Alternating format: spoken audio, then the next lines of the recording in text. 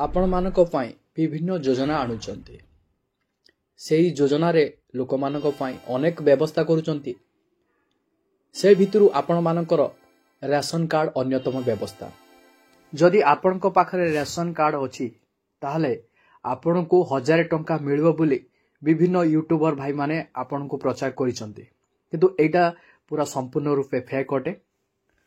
आपण काहे कि वर्तमान राशन कार्ड रे 1000 टंका मिलिबो ना ओडिसा रे कोनोसी विपद पड़िछि कि ना आपनकर कोनोसी असुविधा अछि कि जोडा कि आपनकर निर्वाचन समय आसी काहे कि 1000 टंका आपण राशन कार्ड रे पाइबे ये सब आपनकर पूरा फालतू कथा। आपण एडा को जमा भी विश्वास करंतुनी काहे ना राशन कार्ड रे एबे आपण को 1000 टंका कोनोसी मते भी आपण को मिलिबो नाही।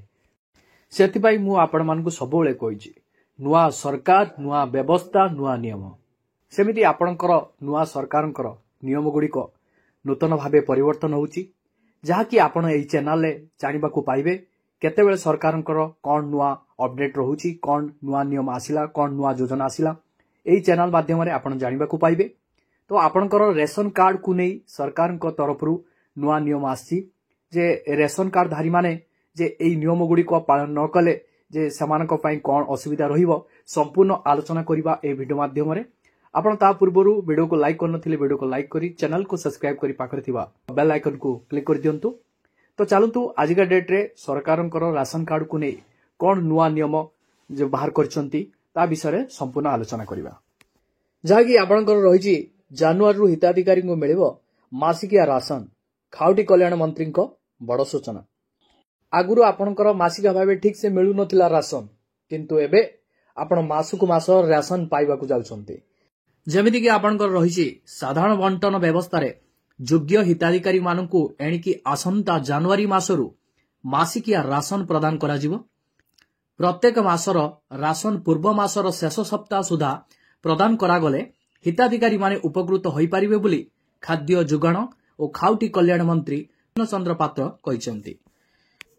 गुरु आपनकर राशन कार्ड रे तो कोन करूथिले ना प्रत्येक परिवार रो मेंबर पिछा आपन को 5 किलो लाखाए चावल मिलुथला ना केमिति सिस्टम रे से माने प्रदान करूथले कि आपन को 2 मास रे थरे मिलुथला 3 मास की थरे मिलुथला कि एई बळी आपन को राशन सामग्री मिलुथला किंतु वर्तमान आपनकर जहा डिक्लेयर रहिछि आपनकर जनवरी मास ठारू आपन कोन करिवे ना प्रत्येक मास राशन कार्ड रे आपन राशन दिनसो पाइबे जहा कि सरकार को तरफ रु डिक्लेयर रहिछि मासिकिया आपण को राशन सामग्री मिलिबो जहा कि आपनकर गोटे मास पूर्वरु आपण को राशन दिनसो मिलिबो अर्थात आपनकर जनवरी मासर राशन सामग्रीटा डिसेंबर शेष सप्ताह रे आपण को मिलिबो जहा कि आपनकर गोटे मासर राशन आपनकर पूर्व मास शेष सप्ताह रे मिलिबो बोली जहा सरकार को तरफ रु डिक्लेयर होईछि।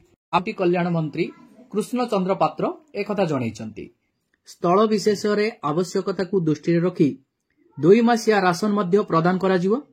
एथि निमंते डीलर माने ठिकणा समय रे साधारण बंटन सामग्री उठाण करिबा एवं बंटन प्रक्रिया को त्वरान्वित करिबा उपरे बैठक रे आलोचना होइतिला। थिरे आपनकर साफ साफ मेंशन रहिछि यदि आपनकर कोनोसी पर्व परवाणी आसे ताहाले आपन को 2 मासर राशन भी प्रदान करा जिवो जहा सरकार को तरफ रु घोषणा रहिछि।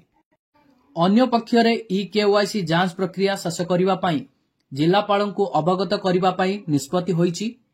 वर्तमान सुधा 84% ई-केवाईसी प्रक्रिया शेष होईछि बोली खाउटी कल्याण मंत्री कहिसंती। आपण माने भी जानिथिबे जे आपणकर राशन प्रक्रिया को त्वरान्वित करिबा पई सरकार को तरफ रु ई-केवाईसी प्रक्रिया संपादन करा जाउथिला। परिवार रे जेतिकी भी सदस्य राशन सामग्री पाउचंती समस्ते ई-केवाईसी करिबा बाध्यतामूलक थिला। सरकार एही प्रक्रियाटी करिवार कारण हेउची भूत अधिकारी मानकु जहा कि राशन कार्ड रो परित्याग करिबा कि सेमाने वर्तमान तो नाहंती किंतु सेमानकर राशन सामग्री तो अन्य लोक माने एहा को भक्षण करचंती तो सेति पई सेमानकर एही प्रक्रियाटी करिथिले कि नुआ हिताधिकारी भी एथिरे जोड़ी पारिबे भूत अधिकारी माने एथुरो बाद पड़िबे कि अयोग्य हिताधिकारी माने बाद पड़िबे जहा कि आपणकर 100% रु 84% ई-केवाईसी प्रक्रिया संपादन करा जायछि आ बाकी रहिछि 16%। 16% परे संपूर्ण होई जिवो आपणकर ई-केवाईसी प्रक्रिया। चलित खरीफ ऋतुर धान किणा प्रक्रिया को सुचारू रूपे परिचालन करबा निमंते मंत्री श्री पात्र परामर्श देइचंती। चाषी मानक हित को अग्रा अधिकार देवा सह सेमानक समस्या को गुरुतर भावे विचार करी त्वरित पदक्षेप नेबा पई मंत्री अधिकारी मानक कहिचंती। कौनसी अनियमितार अभियोग आसिले स्थल विशेष एहार समाधान उपरे गुरुत्व आरोप करिचंती। कौनसी पंजीकृत चाषी धान किणारू वंचित न होंतु सेथिप्रति दृष्टि देबाकू से निर्देश देइचंती। मु आपण मानकू कहिदेली राशन कार्ड रे कोन नुआ अपडेट आसीथिला ता सहित देखंतु धान मंडी रे जो माने अप्लाई करिचंती धान दबा पई तो सेमानकर कौनसी समस्या जेमती न आसु बा धान मंडी को नै सेमाने कौनसी समस्या रे जेमती सम्मुखीन न हेबे सेति पई जिलापालंकु एहा निर्देश देइचंती हमर मंत्री महाशय। ता सहित आपणकर खाद्य जोगाण और खाउटी कल्याण मंत्री श्री कृष्ण चंद्र पात्र विभागर विभिन्न कार्यधारा उपरे आज समीक्षा करिसंती। लोकसेवा भवन स्थित विभागीय सम्मेलन कक्ष रे प्रमुख शासन सचिव श्री संजय कुमार सिंह, राज्य खाद्य जोगाण निगम परिचालन निर्देशक श्री शुभम सेक्सनଙ୍କ समेत अन्य वरिष्ठ अधिकारी प्रमुख उपस्थित थिले। प्रारंभ रे खाद्य जोगाण और खाउटी कल्याण प्रमुख शासन सचिव श्री संजय कुमार सिंह बैठक रे आलोचना हेबाकू थिबा विभिन्न प्रसंग संपर्क रे मंत्री श्री पात्रଙ୍କୁ अवगत कराइथिले। आपणकर राशन सामग्री ता सहित धान बिक्री को नै बैठक बसी सारिची सेथिरे आलोचना पर्यालोचना हेई सारिची। समस्त वरिष्ठ अधिकारी मानक सह यह आलोचना होई सारिची। तापरे आपणकर रहिची एथिस खाउटी मानक हित को दृष्टि रखी दरदाम नियंत्रण उपरे तीक्ष्ण नजर रखिबा पई मंत्री निर्देश देइचंती। अनावश्यक भावे अत्यावश्यक सामग्री मूल्य वृद्धि करुथिबा व्यवसायी मानक विरोध में कड़ा कार्यानुष्ठान ग्रहण कराजिबो। एथिपाई चढ़ाऊ व्यवस्था को अधिक क्रियाशील करबाकू पड़िबो। किंतु जोड़ा कि आमर अत्यावश्यक सामग्री रहिछि सेही सामग्री रे जेमिति आपणकर रहिछि आलू टमाटो एमिति विभिन्न सामग्री रहिछि जोड़ा कि आमर निहाती दरकार सेही सामग्री को कौन करूचंती ना व्यवसायी माने चांस देखिकी पूरा छक्का बाड़े दउचंती।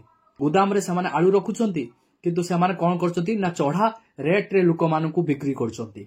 सेति प्रति यार भी बैठक बसची मंत्री माने बैठक बसई यार आलोचना पर्यालोचना करिचंती। जो व्यवसाय एभली जदि कार्य करे कि अधिक रेट रे हिताधिकारी मानकू बिक्री करे तो ता उपरे कड़ा कार्यानुष्ठान नियाजिबो। से दुकान उपरे चढ़ाऊ केमिति दुकान उपरे हेई परिबो के को टीम एथिरे रहिबे ता नै कि भी बैठक रे आलोचना पर्यालोचना हेइची।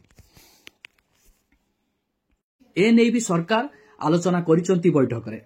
सेथिपाई मु आपण मानकू कहिबी सबले आपण सतर्क रुहंतु, खबर देखंतु, अपडेट कोन रहउची ए चैनल को सब्सक्राइब करी रखंतु। जहां भी सरकार को तरफ रु नुआ अपडेट आसीबो आपण आगो पाई परिबे।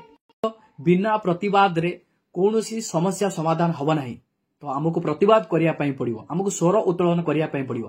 तेबे जाही ए जो व्यवसायी हो कि जो जदि आपनक प्रति अन्याय अत्याचार होतबो ताहाले आपण स्वर उत्तोलन करिवा द्वारा आपनक प्रति अन्याय आउ हबो नाही। आपण चुपचाप बसी चुपचाप रहिले आपनकर अन्याय बा बढ़ी चलिबो किंतु कमिबोनी। एतद व्यतीत खाउटी मानक अवगति निमंते विभिन्न स्तर रे विभाग पक्षरु सचेतनामूलक कार्यक्रम आयोजन कराजिबाकू बैठक रे आलोचना होईछि। जिला गुड़िकरे खाली पड़िथिबा कंज्यूमर फोरम पदवी पूरण प्रक्रिया त्वरान्वित करबाकू मंत्री श्री पात्र अधिकारी को परामर्श देइचंती। तो आपण मानक पई खुशी खबर कंज्यूमर फोरम रे आपणकर वैकेंसी बाहरिबो बा पदवी गुड़ाक खाली रहिछि। ए पदवी गुड़िक पूरण हबाकू जाउछि जहां सरकार को तरफ सूचना रहिछि। ता सहित आपण माने जदि आपणक प्रति अन्याय होउछि कि आपण व्यवसायी माने आपणक प्रति अन्याय करूचंती खाउटिंग प्रति ता पई कड़ा कड़ी व्यवस्था सरकार को तरफ हबो। आपण माने अभियोग करि परिबे कंज्यूमर फोरम रे आपण अभियोग करि परिबे सेही व्यवसायी उपरे अनुष्ठान ग्रहण करिवे सरकार।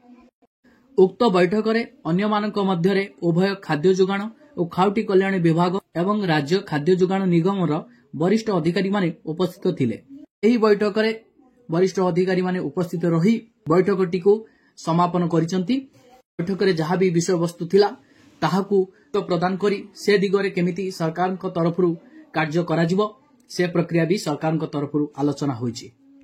मु प्रत्येक दर्शक बंधु मानकू कहिबी सब्सक्राइबर भाई आ भौणी मानकू कहिबी जदि आपनक प्रति कोनोसी व्यवसायी माने अन्याय करूचंती तो आपण माने तुरंत अभियोग करिवे कंज्यूमर फोरम रे आपण अभियोग करिवे जहां द्वारा से व्यवसायी माने ଆପଣଙ୍କ ପ୍ରତି କୌଣସି ଅନ୍ୟାୟ କରିପାରିବେନି। ଆପଣ ଚୁପଚାପ ବସି ରହିଲେ ଆପଣଙ୍କର ଅନ୍ୟାୟ କମିବନି, ବରଂ ଆପଣଙ୍କ ପ୍ରତି ଅନ୍ୟାୟ ବଢି ବଢି ଚାଲିବ ଏ ସମାଜରେ। ଆପଣମାନେ ସବୁବେଳେ ସତର୍କ ଆଉ ସଚେତନ ରୁହନ୍ତୁ। ଯାହା ବି ଆପଣଙ୍କ ପ୍ରତି ଅନ୍ୟାୟ ହେବ ଆପଣ ତୁରନ୍ତ ଏହା ପ୍ରତି ଆପଣ କାର୍ଯ୍ୟାନୁଷ୍ଠାନ ଗ୍ରହଣ କରନ୍ତୁ।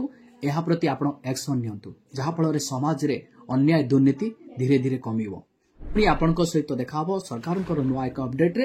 ଯଦି ଭିଡ଼ିଓଟି ଆପଣଙ୍କୁ ଭଲ ଲାଗିଛି ତାହେଲେ ଭିଡ଼ିଓକୁ ଲାଇକ୍ କରି ଚ୍ୟାନେଲକୁ ସବସ୍କ୍ରାଇବ୍ କରି ପାଖରେ ଥିବା ବେଲ୍ ଆଇକନକୁ କ୍ଲିକ୍ କରିଦିଅନ୍ତୁ।